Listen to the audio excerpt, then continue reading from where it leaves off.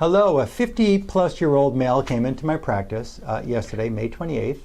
He heard about me through someone who he's very close with, who I've helped overcome her Hashimoto's hypothyroidism and brain fog and chronic fatigue. And she's super happy with my work and her results. Super happy with her results, that is. He came in because he's got this hip joint problem, and it's tight and it's painful and he limps terribly, and he is told that he needs hip replacement. I look at the MRI findings and I see that there's a clear demarcation between the two bones in the hip joint cavity.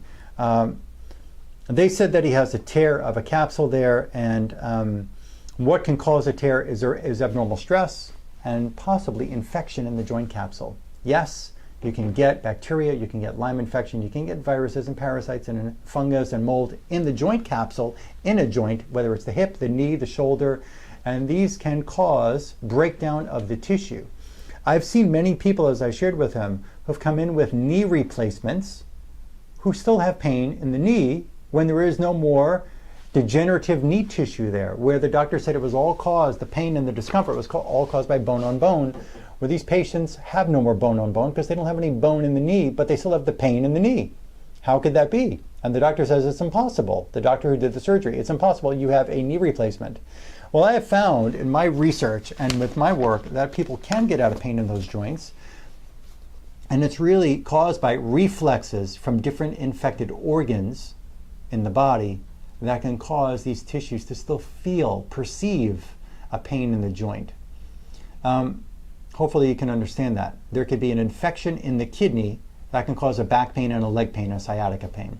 But it's not the back and the leg per se that's the problem, not a pinched nerve per se that's the problem. It's the kidney that's reflexing stress to a tissue that causes the pain in the back and the leg. Does that make sense to you? There are other organs that can do the same thing. You can have a liver problem that reflexes up to the neck. You can have a gallbladder problem that goes to the shoulder or the mid-back. So you can have a tooth problem that can reflex into the head and cause an eye pain or a headache. Okay? So what came up in this gentleman's priority tissue is his, and this is not the only visit he'll be with me. It's going to take some time to remove the stresses that are causing all this buildup of this stress in the hip. But we found that his primary tissue in the body, the primary system that needs help, cleanup help, is his mesenchyme.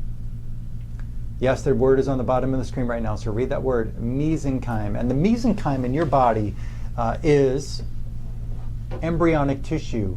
This is what we've formed from.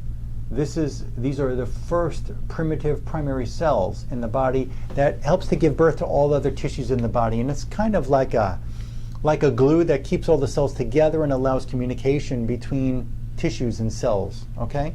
So in that mesenchyme, these are the stresses that are there that are causing the mesenchyme to not function appropriately. And when the mesenchyme is not functioning appropriately, nothing else in your body can function appropriately. It is physiologically impossible to have congestion in a system and not have normal flow through a system when it's congested. It just can't happen.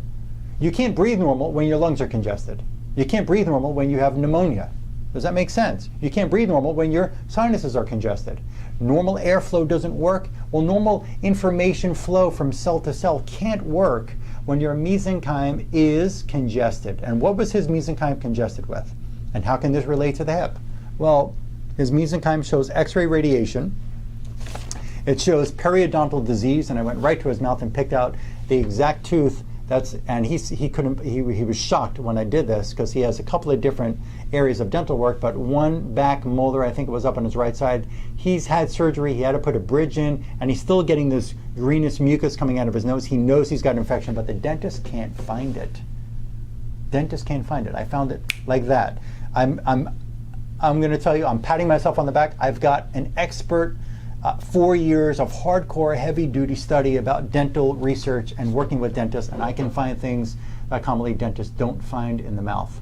And there are ways to fix them sometimes without surgery, by the way. So periodontal disease to his mesenchyme.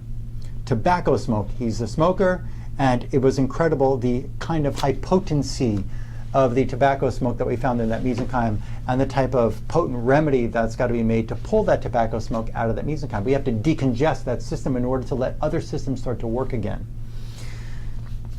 Mycoplasma bacteria. Mycoplasma, a number of them in his mesenchyme. A bacteria that's commonly found with Lyme called Ehrlichia in the mesenchyme. Decongestant chemicals, nasal decongestants in the mesenchyme.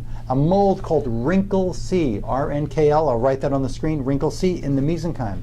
Candida albicans in his mesenchyme. Multiple viruses in the mesenchyme. Multiple parasitic infections. Multiple tiny little parasitic infections congesting that mesenchyme tissue. Lyme Borrelia bacteria, a large amount of it in the mesenchyme. You can try to go after the Lyme infection in your stomach or in your liver or overall body, but if you don't find it in this system first, if this is the priority tissue, it's going to backfire no matter what antibiotics and what systems and homeopathic remedies and Rife machines, what you try. You've got to get to the specific primary tissue and find the order, the specific order of priority of sequence of infection and toxin, because the body says take care of this first, that's second, that's third, that's fourth, that's 10th, that's 20th. You can't do number 20 before you do number 1. He has multiple iatrogenic or xenobiotic chemicals in there. Get this man, when he was a child, they told him that he had ADHD or ADD or ADHD. He was a terror in the class. He was high energy, terror at home, high energy. And his mother, when he was a child, he was prescribed Ritalin. He was a little boy. He's now in his 50s. And that Ritalin, they gave him 1 dose, his mother, 1 drop of this medicine. And he was so calm that she thought that it was killing him. She got so scared that she wanted him to be upbeat again. She threw it. He told me she flushed it down the toilet. This Ritalin, he was only given 1 time in his life. One dose of Ritalin. And what came up in his mesenchyme is Ritalin residues showing up in the mesenchyme. And that is causing damage to the system. And that is causing that system to not function appropriately for how many years? Chlamydia, bacteria in the mesenchyme, multiple bacteria and intracellular parasites in his mesenchyme, tuberculosis bacteria in the mesenchyme, psychotropic drugs. He did try some heavy-duty drugs at some point in his life. He was a fun, partier type of guy at a point, and there was a time where he tried psychotropic drugs. Those showed up, psychotropic, psychedelic things. Helminth-Flukes showed up there, multiple vaccines, residue showed up there, and we're also able to make a specific potent remedy that's a combination of that mesenchyme and the capsule of the joint and vein, artery, capillary, and lymph vessels that we're going to combine together to give him this 1 super powerful dose, because that may really help the body be able to repair some damaged tissue on its own. I'm going to report more to you as we go along with this person. I do want to share something else that came up in his exam. He needs some heavy-duty bone marrow support, so we're using some bone marrow extract support in a pill form that he'll be using as well.